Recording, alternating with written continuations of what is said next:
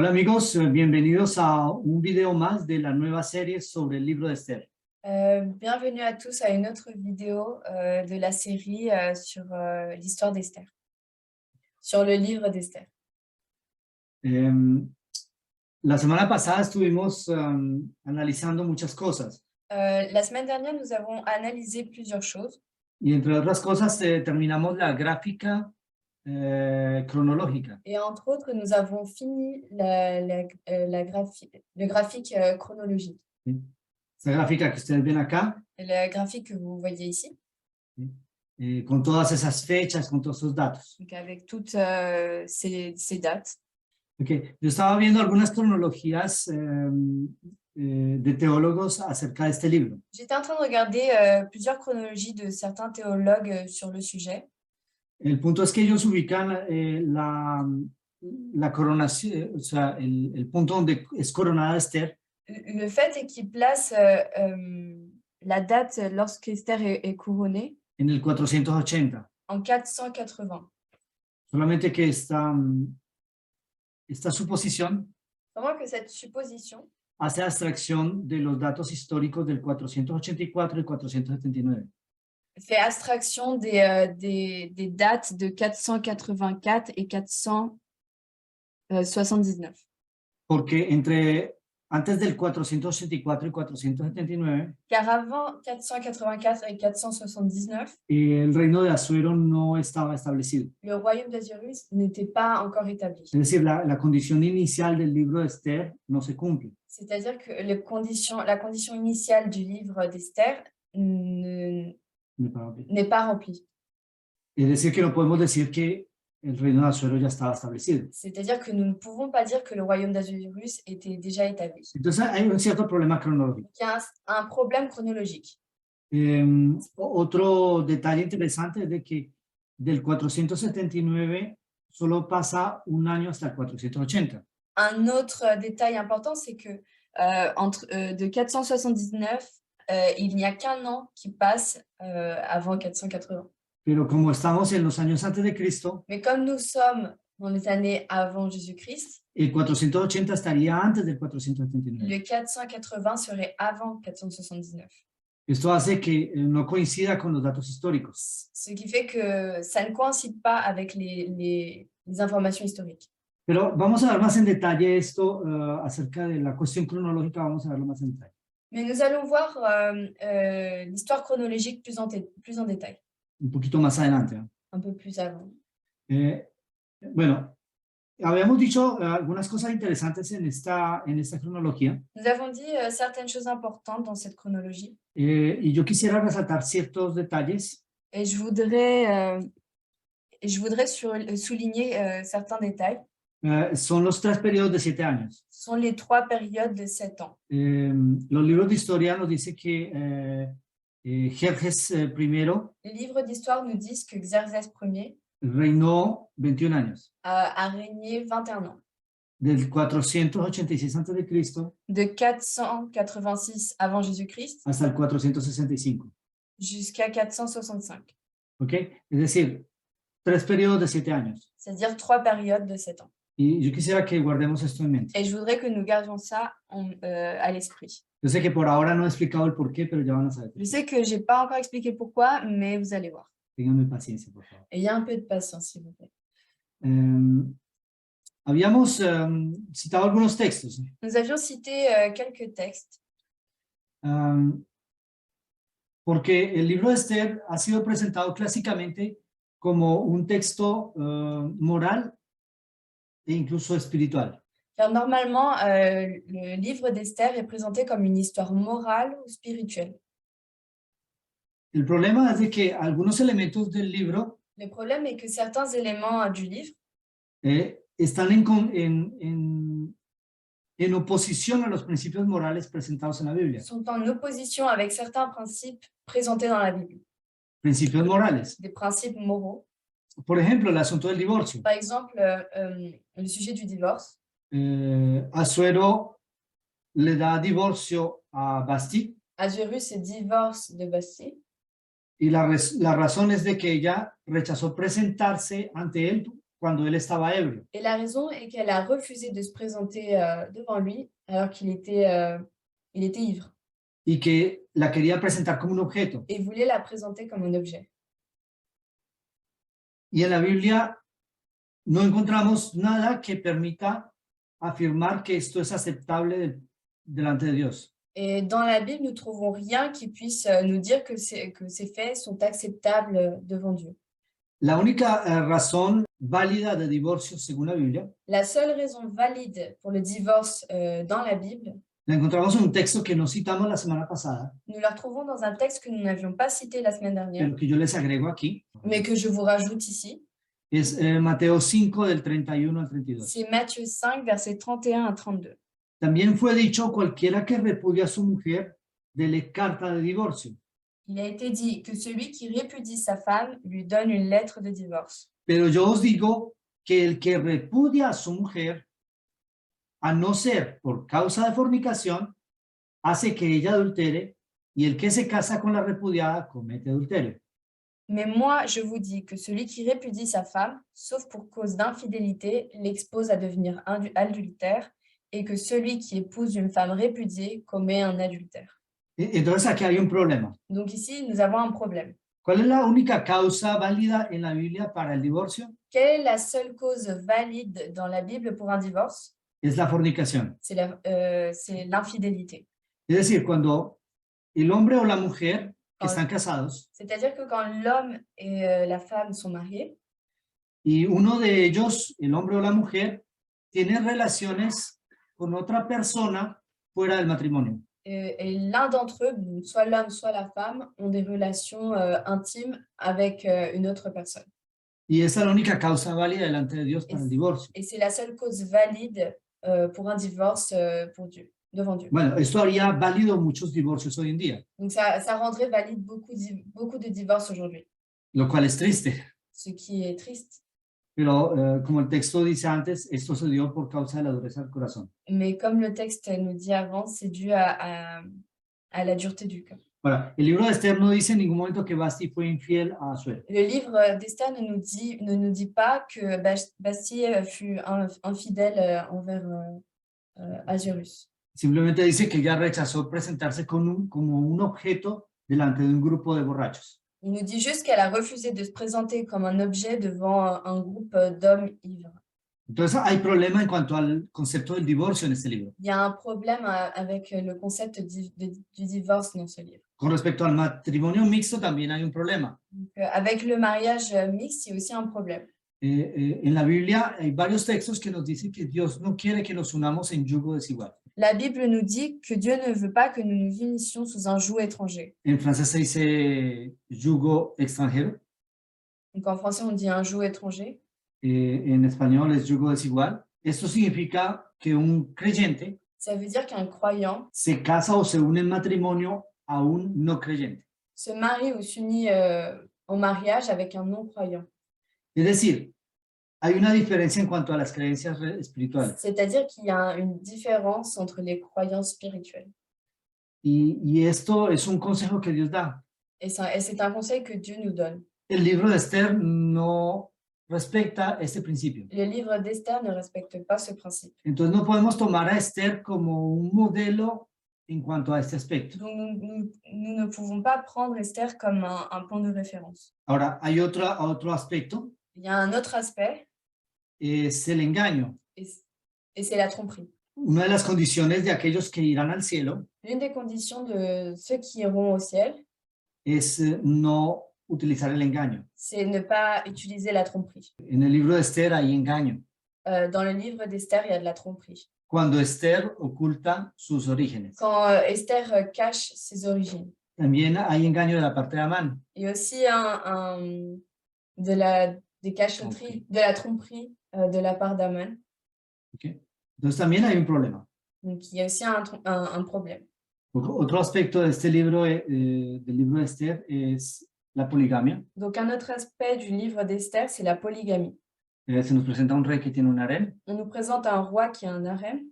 Y en este harem tiene miles de mujeres. Et donc cet harem contient des milliers de femmes. y la reina no es más que la favorita de la reina. Et la reine est juste la favorite de cette harem. Entonces ahí hay un problema también, Donc là, il y a aussi un problème. porque hemos visto lo que dice Dios acerca de la poligamia. Car nous avons déjà vu ce que dit Dieu au sujet de la polygamie. Entonces el modelo de Dios, la voluntad de Dios es que el hombre se una a una mujer Donc la volonté de Dieu, c'est que l'homme s'unisse à une seule femme y la mujer se una a un hombre. et que la femme s'unisse à un seul homme. Entonces el modelo de poligamia no es el modelo de Dios. Donc le modèle de la polygamie n'est pas le modèle de Dieu. Una vez más, no podemos tomar el libro de Esther como un libro moral en cuanto a esto. Donc encore une fois, nous ne pouvons pas prendre le livre d'Esther comme une référence morale. Ahora, el rey tiene muchas cosas más que reprocharse. Donc il y a encore plusieurs choses que nous pouvons reprocher au roi. El rey no es en nada un modelo moral. Le roi n'est pas du tout un modèle moral. Mira lo que dice la Biblia acerca del alcohol. Donc regardez ce que dit la Bible au sujet de l'alcool. Proverbios 23, del 29 al 35. Donc Proverbe 23, versets 29 à 35. ¿Para quién será el ay?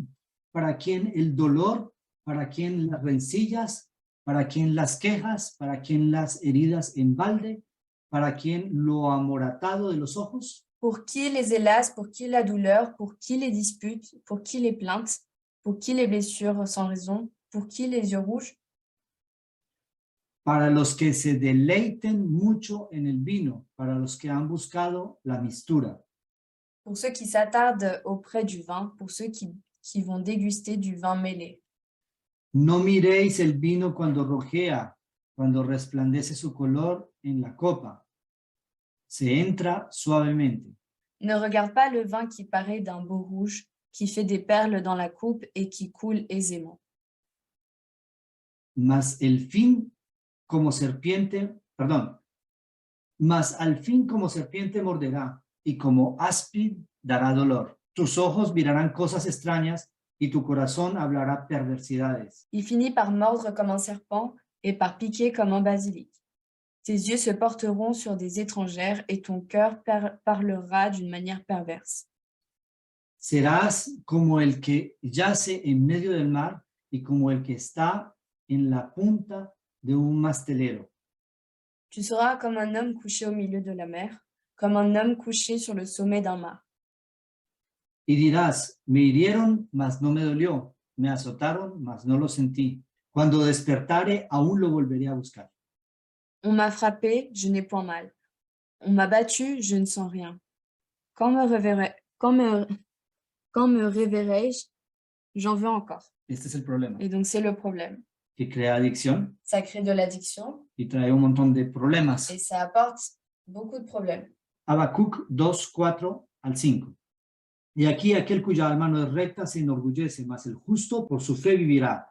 Y también el que es dado al vino es traicionero, hombre soberbio que no permanecerá. Ensanchó como el Seol su alma, es como la muerte que no se sacia. Antes reunió para sí todas las gentes y juntó para sí todos los pueblos.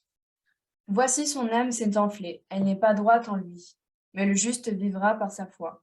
Pareil à celui qui est ivre et arrogant.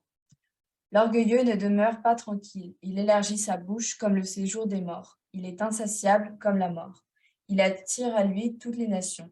Il assemble auprès de lui tous les peuples. Entonces vemos que la Biblia presenta el consumo de alcohol como algo muy negativo. Donc, on peut voir que la Bible associe la consommation de l'alcool à quelque chose de très négatif. El libro de Esther me presenta un rey borracho. Le livre d'Esther nous présente un roi ivre. Hacen un banquete y se emborrachan.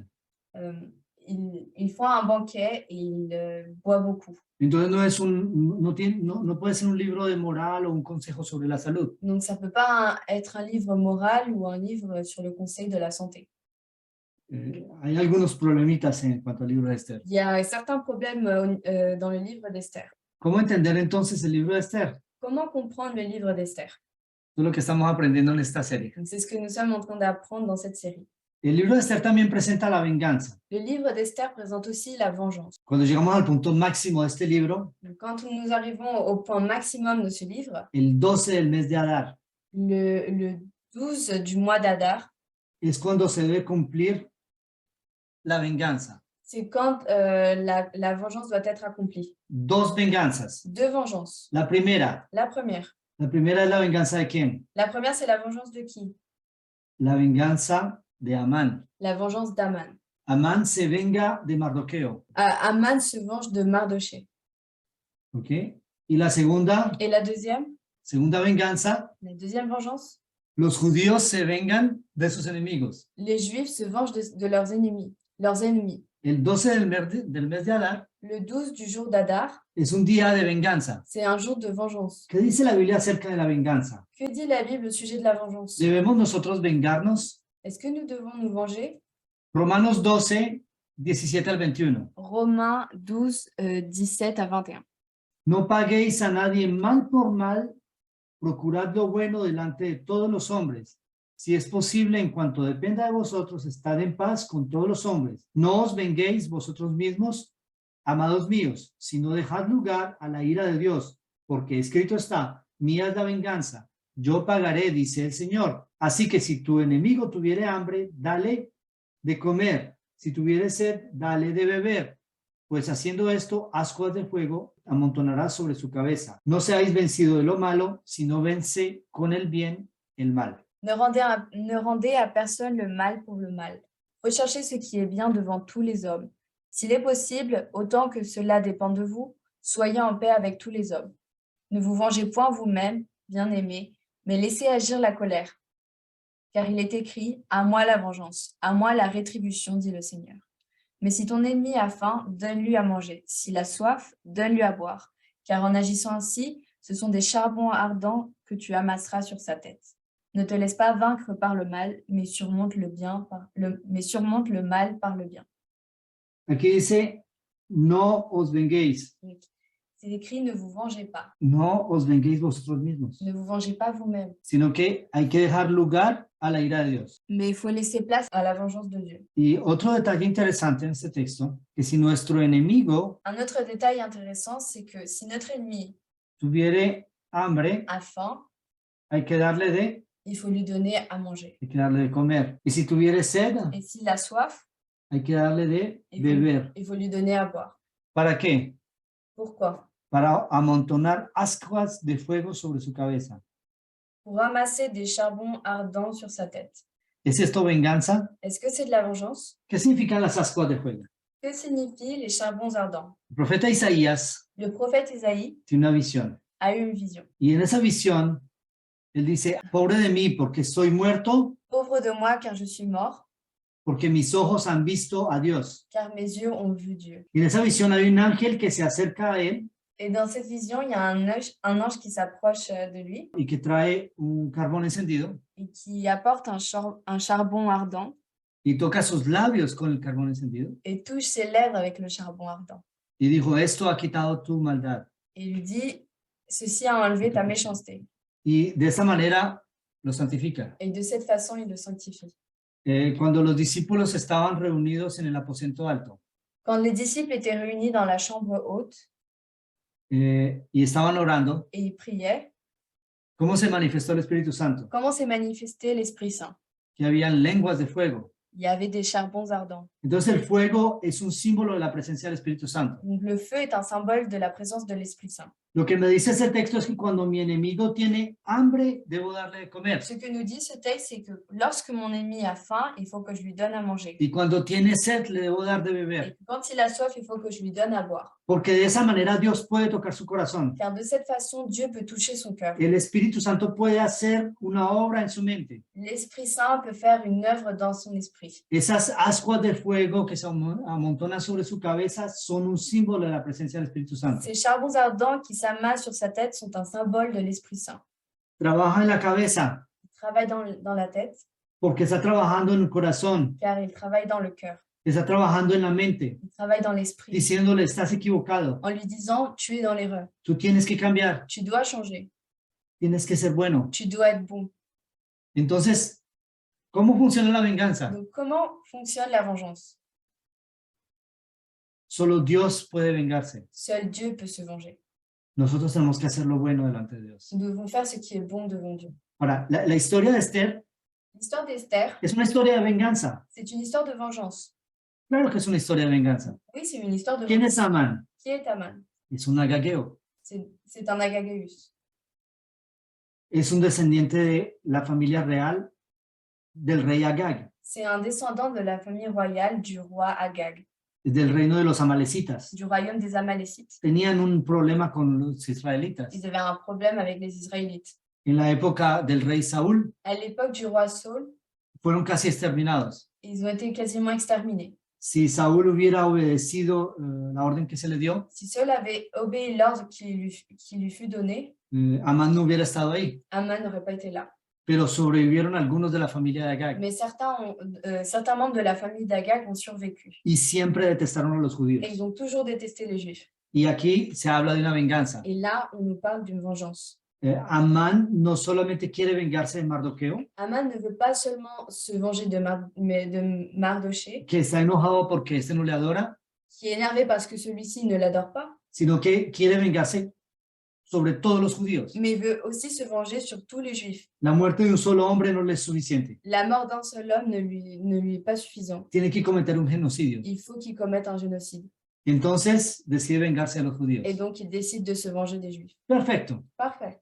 Y ahora los judíos Et, también donc- se quieren vengar et du coup, les Juifs veulent se venger de Amán d'Aman y de todos sus enemigos. et de tous ses ennemis. Y entonces, para contrarrestar el genocidio que querían hacer con ellos, Et donc, pour contrer le génocide qu'ils voulaient faire contre eux, hacen otro genocidio con sus enemigos. bah, ils font un autre génocide avec leurs ennemis. Qué linda historia. Quelle belle histoire. Nada que ver con la espiritualidad. Rien à voir avec la spiritualité. ¿Cómo podemos nosotros ubicar el libro de Esther en la Biblia? Comment pouvons-nous placer le livre d'Esther dans la Bible? Por favor, no me malinterpreten. S'il vous plaît, ne vous méprenez pas. Yo no quiero decir de que el libro de Esther no tiene que estar en la Biblia. Je ne veux pas dire que le livre d'Esther ne doit pas être dans la Bible. Lo que tenemos que ajustar no es si el libro de Esther está o no está en la Biblia. Ce qu'il faut ajuster, c'est pas le fait que le livre d'Esther soit et ou ne doit pas être dans la Bible. Lo que necesitamos ajustar es la forma en que nosotros comprendemos este libro. Ce que nous devons ajuster, c'est la façon dont nous comprenons ce livre. En todo caso, no es un libro que nos enseñe principios sobre la venganza. Dans tous les cas, c'est pas un livre qui nous enseigne des principes sur la vengeance. En todo caso, los principios aquí presentados no están en acuerdo con la Biblia. En tout cas, les principes ici présentés ne sont pas en accord avec la Bible. Entonces hay algunos problemitas, ¿no? Donc, il y a quelques histoires, Voilà. quelques problèmes. Yo estudié un montón de cronologías de diferentes autores J'ai étudié beaucoup de chronologie de beaucoup d'auteurs y las fechas siempre son diferentes. et les dates sont toujours différentes. En el tema pasado, Norberto hizo un aporte Dans le thème précédent, Norberto a fait un apport y nos habló del diccionario Hitchcock, et il nous a parlé du dictionnaire Hitchcock, en el cual se dice que Vasti era hija de Belsasar, último rey de Babilonia. dans lequel on nous dit que Vashti était la fille de Belshazzar, le dernier roi de Babylone. No, esto es lo que enseña el Talmud, Ça, c'est ce qu'enseigne le Talmud. porque en el Talmud se le quiere dar un sentido moral a la historia de Esther. Car dans le Talmud, on veut donner un sens Bueno, moral à l'histoire d'Esther. ahora, hay que entender, para los que no sepan qué es el Talmud Pour ceux qui ne savent pas ce qu'est le Talmud no es otra cosa que un comentario bíblico de los judíos. donc, le Talmud n'est rien d'autre qu'un commentaire biblique des Juifs. Es una interpretación de los textos sagrados. C'est une interprétation des textes sacrés. Entonces, el Talmud está lleno de explicaciones dadas por los rabinos acerca de ciertos Donc, le textos. Talmud est rempli d'explications données par les rabbins sur les textes bibliques. ¿Hay algún problema si Vasti era verdaderamente esa persona? ¿Hay un problema si Vasti era verdaderamente esa Il y persona? a un problème si Vashti était réellement cette personne, Es que las fechas no concuerdan. parce que les dates ne concordent pas. Porque hay un anacronismo. Donc, il y a un anachronisme. Como las películas que, o sea, las imágenes que a veces salen en la televisión o en internet. Sí, como las imágenes que a veces salen en la televisión en internet. C'est comme les images qui sortent à la télé ou sur Internet. Y hay un programa aquí en Francia donde hay unos personas del tiempo de los romanos Il y a un programme dans lequel des personnages de l'époque romaine se están quejando del régimen de la seguridad social. se plaignent sur le régime social. Entonces son problemáticas de hoy, pero las presentan en una época antigua. C'est des problématiques d'aujourd'hui, mais les présentent à une époque lointaine. Eso se llama un anacronismo. C'est ce que l'on appelle un Entonces, anachronisme. ahora, yo no estoy muy convencido de que Vasti sea verdaderamente la hija de Belsasar. Donc, je ne suis pas personnellement convaincue que Vashti était la fille de Belshazzar. El gran problema con con la historia de Esther Le grand problème avec l'histoire d'Esther, es que algunos personajes de la historia existieron verdaderamente. c'est que certains personnages de l'histoire ont réellement vécu. En realidad solo uno. En réalité, seulement un seul. Solo hay un solo personaje del cual podemos probar la existencia históricamente. Il y a un seul personnage dont nous pouvons prouver l'existence historique. Y este es el rey Asuero. Et c'est le roi Assuérus. Y ni siquiera el nombre es el verdadero nombre de él. Et même le nom, c'est pas son vrai nom. O sea, Asuero es el sobrenombre que le pusieron los judíos a él. Et Assuérus, c'est le surnom que les Juifs lui ont donné. Él se llamaba Jerjes I. Lui, il s'appelait Xerxès Ier. Entonces, una vez que identificamos el personaje, Donc, une fois que nous identifions le personnage, tenemos que hacer una cronología basada en la historia de ese personaje. nous devons faire une chronologie basée sur l'histoire de ce personnage. Es por eso que en mi cronología, la que yo les presenté inicialmente, C'est pour ça que dans la chronologie que j'ai faite, que je vous ai présentée précédemment, yo tomo un punto de partida y un punto de llegada. je prends un point de départ et un point de fin. Es decir, el inicio del reino de Asuero, C'est-à-dire le début du règne en d'Assuérus 486. en 486. Es decir, esto es un dato arqueológico. C'est une donnée archéologique. Hay escritos, hay hallazgos arqueológicos que confirman que esto fue así. Il y a des écrits et des données archéologiques qui prouvent que c'est un fait. Y el fin de su reino en el 465. Et le fin de son royaume en 465. En 465. Entonces, hay un inicio y un fin. Donc, il y a un début et une fin. Y ahí hay otros datos que son corroboradores en la historia. Et après, il y a d'autres faits historiques qui sont avérés. El 484, Le 484, que fue una revolución, una protesta qui fut une contra révolution, él. qui fut une révolution et une proteste en son encontre. Y el 479, Et 479, cuando también quisieron sacarlo del reino. quand ils ont voulu le sortir du royaume. Y finalmente él gana Et finalement, il gagne. y hace matar a los sacerdotes babilónicos que se oponían a él. Et il fait tuer les prêtres babyloniens qui s'opposaient à lui. Y finalmente los que quedan se ponen de acuerdo para nombrarlo no rey de Babilonia, pero rey del mundo. Et finalement, ceux qui restent se mettent d'accord pour le nommer non pas roi de Babylone, mais roi du monde. Entonces, es ahí, a partir de aquí, en el 479, Et donc, c'est à partir de 479 que históricamente, qu'historiquement, arqueológicamente hablando, archéologiquement parlant, podemos decir que fue confirmado su reino. nous pouvons dire que son royaume fut confirmé. Y este es un punto de partida en la historia de Et Esther. c'est un point de départ dans l'histoire Es d'Esther. por eso que mi cronología está construida a partir del Et 479. c'est pour ça que ma chronologie est construite à partir de Si 479. ustedes buscan en internet la cronología del libro de Esther, van a encontrar diferentes versiones. Si vous cherchez sur Internet la chronologie du livre d'Esther, vous allez trouver différentes dates. Porque hay muchas versiones que tratan de hacer concordar esa cronología Parce qu'il y a beaucoup de versions qui veulent faire concorder cette chronologie con datos históricos de esos personajes. avec des faits historiques sur ces personnages.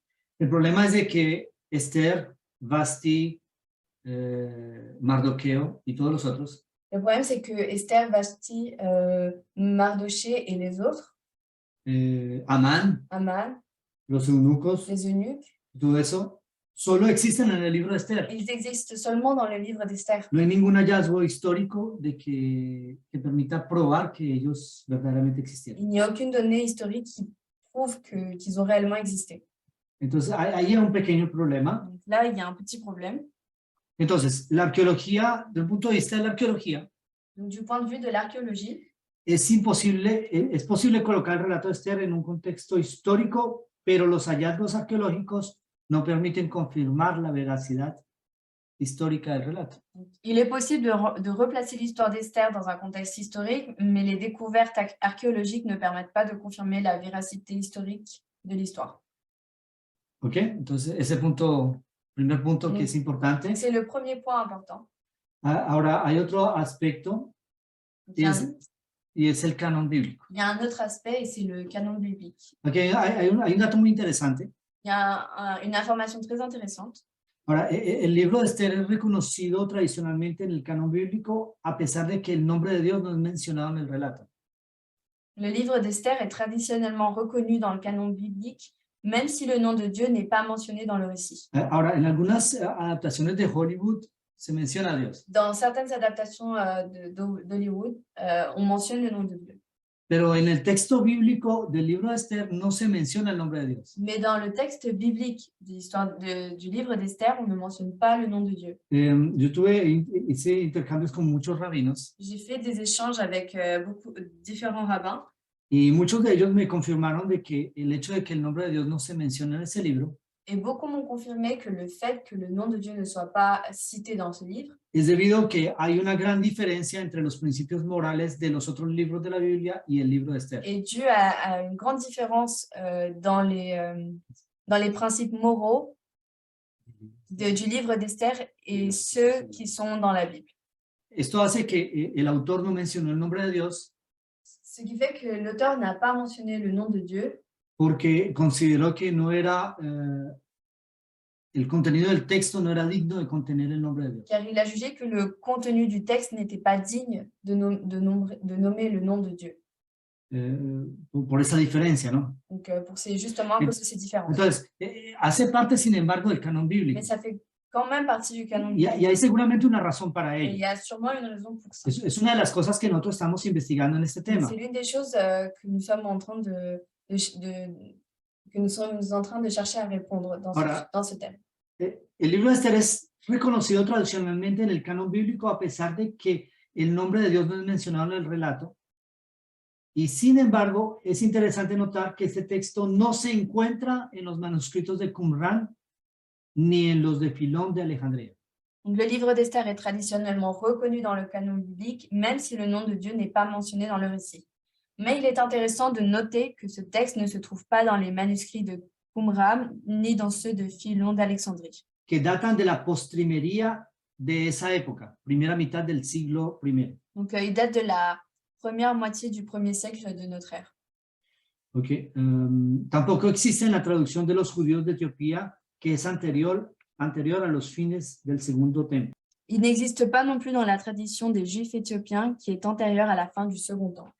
Entonces, vemos de que en los textos más antiguos, que son textos de referencia para la traducción que tenemos hoy de la Biblia, Nous pouvons voir dans les textes anciens qui sont une référence dans la traduction de la Bible que nous avons maintenant, no aparece el libro de Esther. le livre d'Esther n'apparaît pas. El libro de Esther aparece mucho después. Le livre d'Esther apparaît beaucoup de temps après. ¿Okay? Ahora la posición rabínica. Après, nous avons la position rabbinique.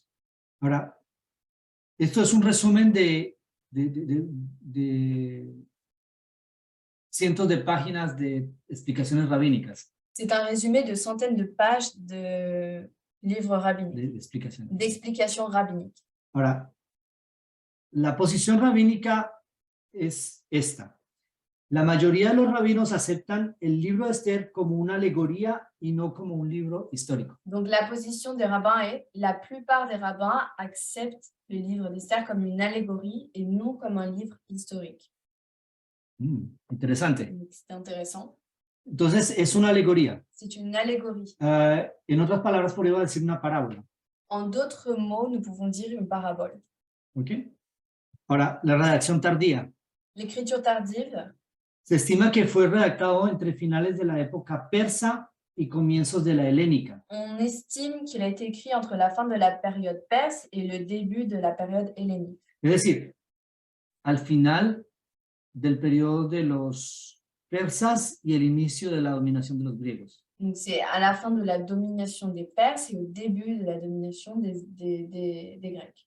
Ahora, es una estimación. Donc, c'est une estimation. Está entre el 400 y el 200 antes de Cristo. C'est compris entre 400 et 200 avant Jésus-Christ. Muchísimos años después del contexto histórico de la historia. Beaucoup d'années après le contexte historique de l'histoire. Ok, entonces vemos de que este libro aparece mucho tiempo después y que se considera como una alegoría. Donc, on peut voir que ce livre apparaît beaucoup d'années après et que ce livre est considéré comme une allégorie. Si esta historia no es una historia verídica, Si cette histoire n'est pas une histoire véridique, muchos estarían tentados en decir este texto no debería estar en la Biblia. beaucoup seraient tentés de dire que cette histoire ne devrait pas être dans la Bible. Es que podríamos tener esa posición. Est-ce que nous pouvons avoir cette position? De paso, abro un paréntesis. J'en profite pour ouvrir une parenthèse. Hay algunas religiones cristianas en Asia, Il y a certaines religions chrétiennes en Asie, y especialmente en China, et notamment en Chine, que rechazan sistemáticamente los escritos de Pablo. qui rejettent systématiquement les écrits de Paul. Y no son los únicos. Et ce ne sont pas les seuls. También hay algunas religiones mesiánicas Il y a aussi certaines religions messianiques que rechazan los escritos de Pablo, qui rejettent les écrits de Paul, porque consideran de que no están en armonía con la Biblia. car ils considèrent qu'ils ne sont pas en harmonie avec la Bible. Ahora, eso lo hacen porque no tienen una base metodológica. Donc, ils font ça parce qu'ils n'ont pas une base méthodologique. No es para nada nuestra posición con respecto al libro de Esther. Donc, ce n'est en rien notre position quant au livre d'Esther. Si el libro de Esther está en la Biblia, es por una razón. Si le livre d'Esther est dans la Bible, c'est bien pour une raison. Si Dios ha permitido que el libro de Esther esté en el canon bíblico, es porque Dios tiene un objetivo con este libro. Si Dieu a permis que le livre d'Esther soit dans le canon biblique, c'est bien pour quelque chose. Ahora, la pregunta que tenemos que hacernos es, Maintenant, la question que nous devons nous faire est, si esta historia no es verídica, entonces, ¿qué hace en la Biblia? si cette histoire n'est pas véridique, que fait-elle dans la Bible? Es que la Biblia contiene historias que no son verídicas. Est-ce que la Bible contient des histoires qui ne sont pas véridiques? Y si es el caso, entonces, ¿dónde están esas historias? Et si c'est le cas, où sont ces histoires? Vamos a responder con esto. Nous allons répondre à ça. Hay algunos ejemplos de alegorías ficticias en la Biblia. Il y a certains exemples d'allégories fictives dans la Bible. Cuando yo hablo de alegoría, estoy hablando de una parábola. Quand je parle d'allégorie, je parle de parabole. Ahora, cuando hablamos de parábolas, nos acordamos de las parábolas de Jesús. Donc, quand on parle de parabole, on se rappelle des paraboles de Jésus. La parábola del sembrador, La parabole de l'agriculteur, que sale a sembrar qui part pour planter y que arroja las semillas, et qui jette les graines. y una parte de las semillas caen entre piedras, Et une partie des graines tombe entre les pierres. otra parte cae en el camino, D'autres graines tombent sur le chemin. otra parte cae entre espinos, D'autres tombent entre les ronces. y otra parte cae en buena tierra. Et une autre partie tombe dans une bonne terre. Y en función del lugar donde cayó esa semilla, Et en fonction de l'endroit où sont tombées ces graines, hay resultados diferentes. il y aura des résultats différents. Los que cayeron al lado del camino, Ceux qui sont tombés d'un côté du chemin, vienen las aves y se las comen. les oiseaux viennent et les mangent. La semilla no produce nada. Donc la graine ne produit rien. Los que cayeron entre piedras, Ceux qui sont tombés entre les pierres, brota rápidamente, elles poussent rapidement, pero como no tiene profundidad de tierra, mais comme elles n'ont pas de profondeur de terre, cuando sale el sol se quema. quand il y a la terre, quand il y a le soleil qui sort, elle brûle. Y la que crece entre espinos, Celle qui grandit entre les épines, crece junto con los espinos, elle grandit avec les épines. y los espinos la ahogan. Et les épines l'asphyxient. Y la que cae en buena tierra, Et celle qui tombe en bonne terre, produce fruto en abundancia. elle produit des fruits en abondance. ¿Qué hay de falso en esta alegoría? Qu'est-ce qu'il y a de faux dans cette allégorie? Nada, Rien du tout. todo es verdadero. Tout est véridique. En la vida natural eso pasa. Dans la vie naturelle, c'est ce qui arrive.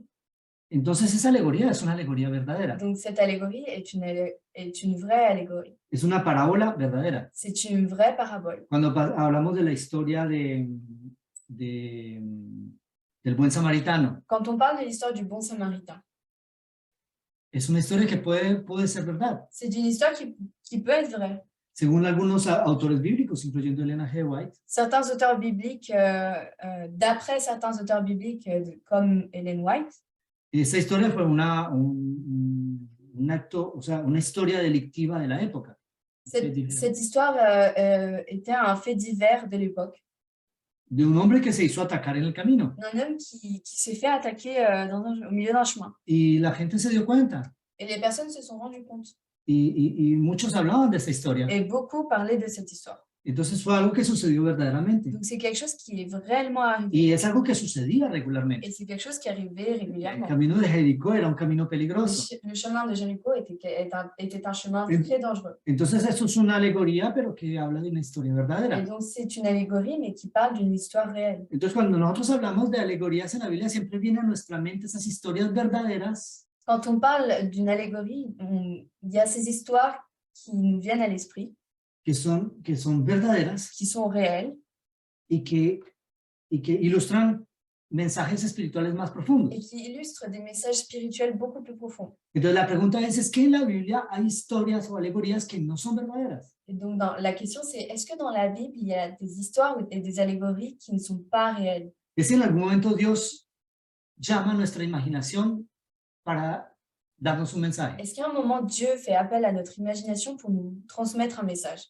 Y la respuesta es sí. Et la réponse est oui. Vamos a dar algunos ejemplos. On va donner quelques exemples.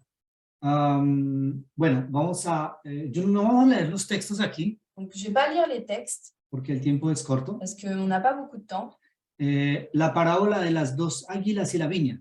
La parabole des deux aigles et du vignoble. Eso está en Ezequiel 17. C'est dans Ézéchiel 17. Son dos águilas de muchos colores. Ce sont deux aigles qui ont beaucoup de couleurs. Y hay una que planta una viña Il y en a une qui plante une vigne y la viña decide ser infiel.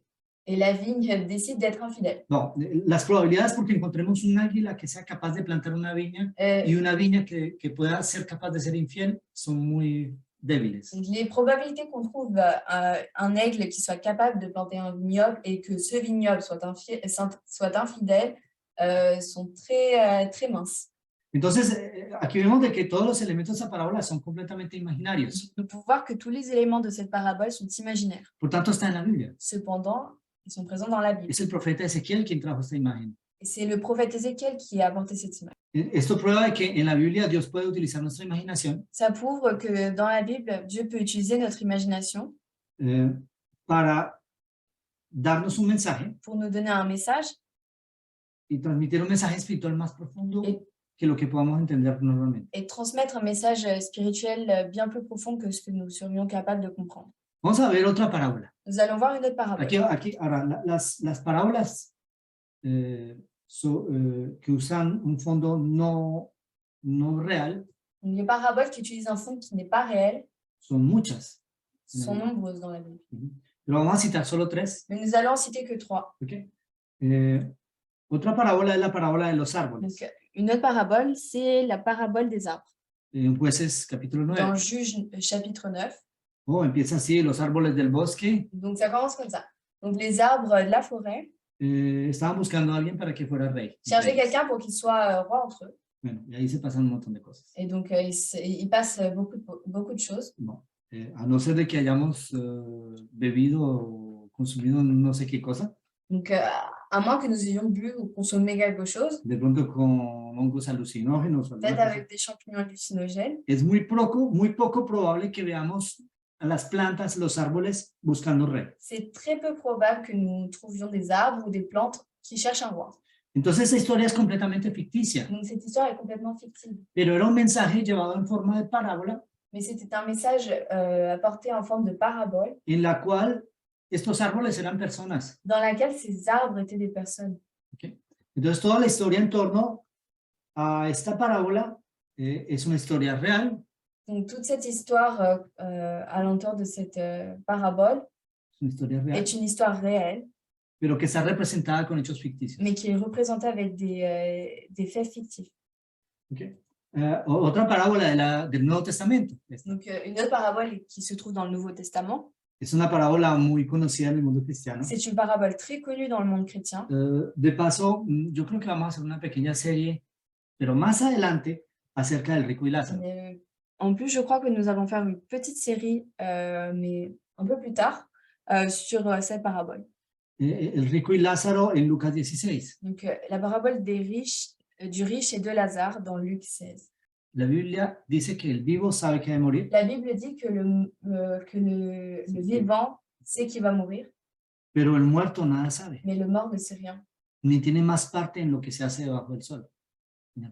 Et il n'a plus rien à faire de tout ce qui se passe sous le soleil. Y en la parábola del rico y Lázaro, Et dans la parabole du riche et de Lazare, Lázaro, que era un mendigo, Lazare qui était un mendiant, y el rico, pues que era rico, et bah, il était riche, mueren. il meurt.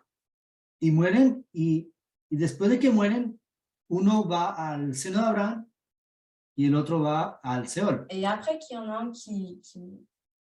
Et après qu'il meurt, il y en a un qui part au sein d'Abraham et l'autre qui va en enfer.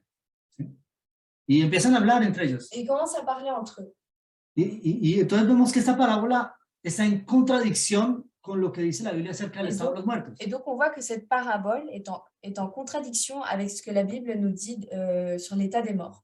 Es más, cuando habla del Seol, el Seol es una figura de la mitología griega. Et en plus, il nous parle, et en plus, on nous parle de l'enfer.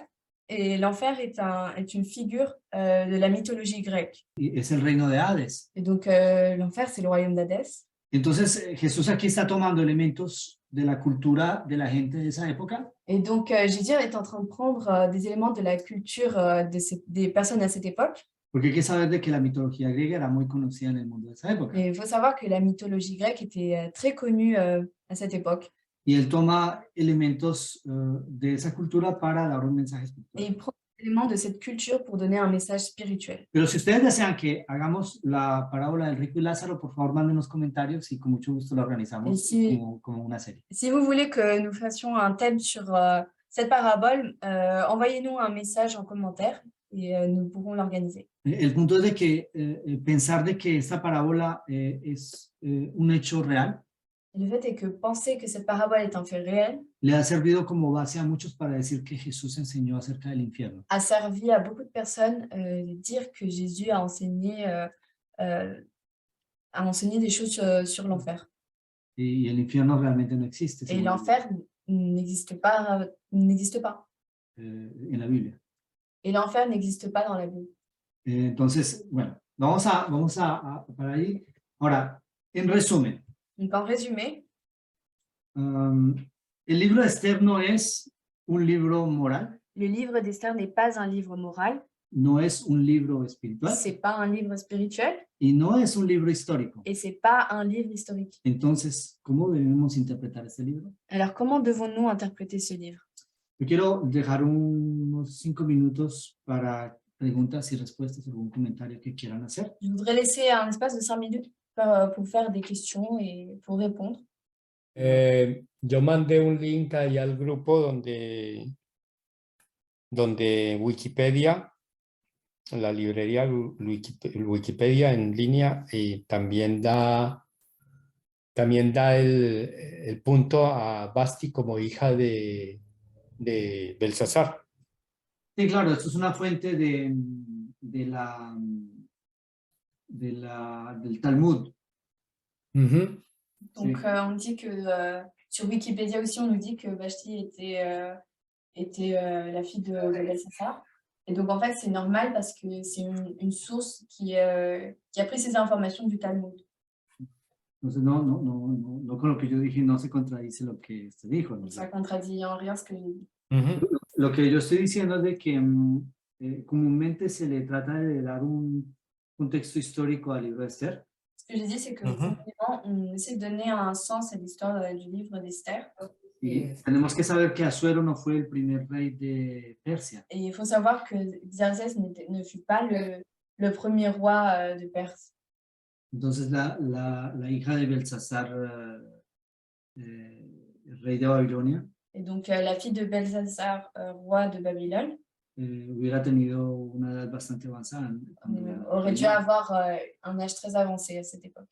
Y que era la que era escogida para la reina, era una mujer joven. Et en général, les filles qui étaient choisies pour les rois étaient des filles jeunes. Entonces, por eso hay un problema de cronología. Donc, c'est pour cela qu'il y esa posición. a une erreur dans la chronologie dans cette position. Lo que yo entiendo es de que el Talmud trata de darle un sentido negativo a Basti.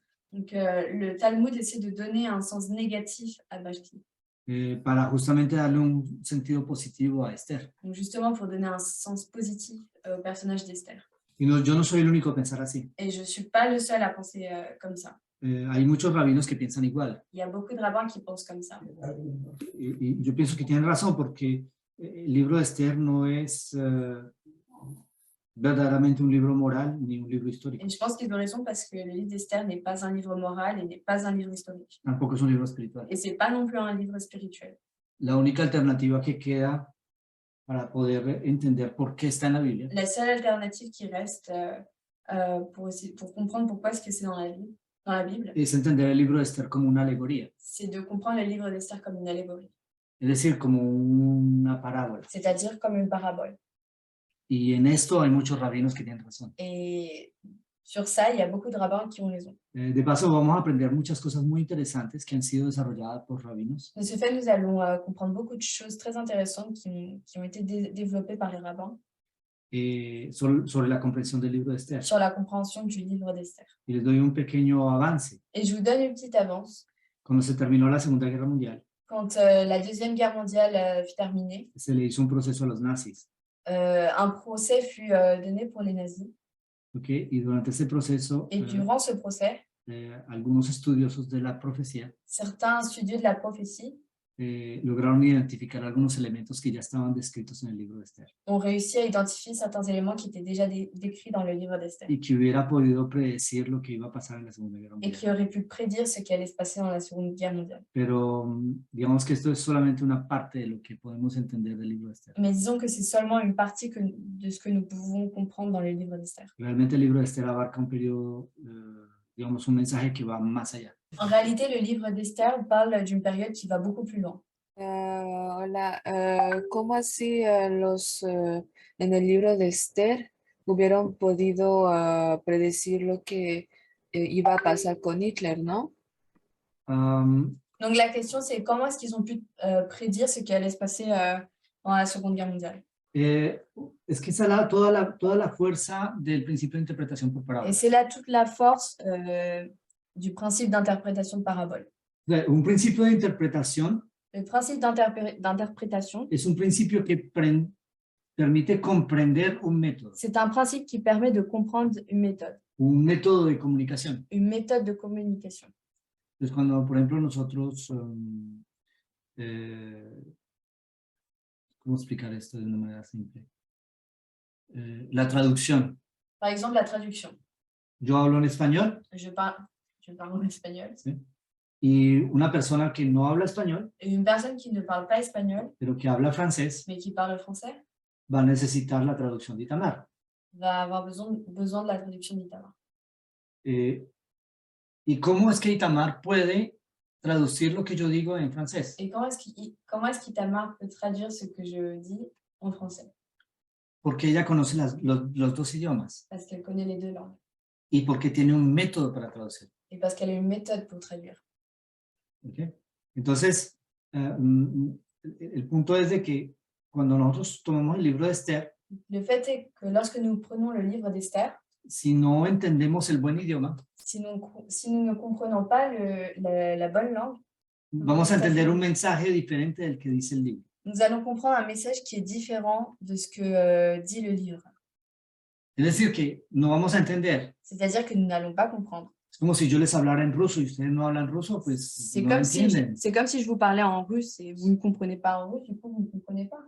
Ok, entonces, el punto es de que la metodología Donc, le point est que la méthodologie nos permite interpretar